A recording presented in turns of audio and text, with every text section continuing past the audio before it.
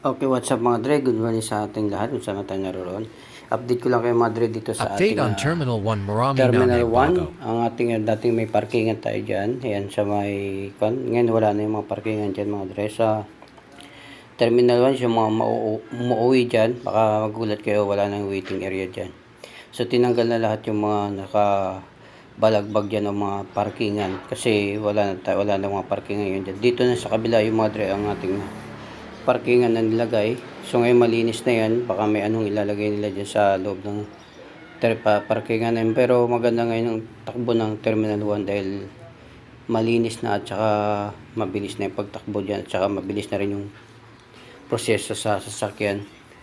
At saka yan yung tuturo kayo mga Dre. Dyan na yung second lane na po tayo mag-update at mag-pick up dyan sa may taas. Yan. Hindi katulad dati pagbaba nyo ay dyan ka rin bababa sa may pinaka baba. Ito sa may second lane na yun mga Dre ang ating pick up line.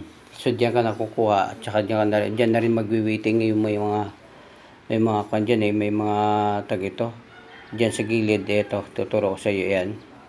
Mayroong waiting area dyan na naka-aircon na rin dyan. So dito sa taas ay maganda na mabilis yung proseso. Yan dito, yan. Ang proseso dyan mabilis yung pag-pick up. Yan, waiting na yan. May aircon na yun, madre. So yun, madre, hanggang dito na siguro yung ating update. Kasi may pick up din ako dito sa Terminal 1 na to. At maganda na yung procedure.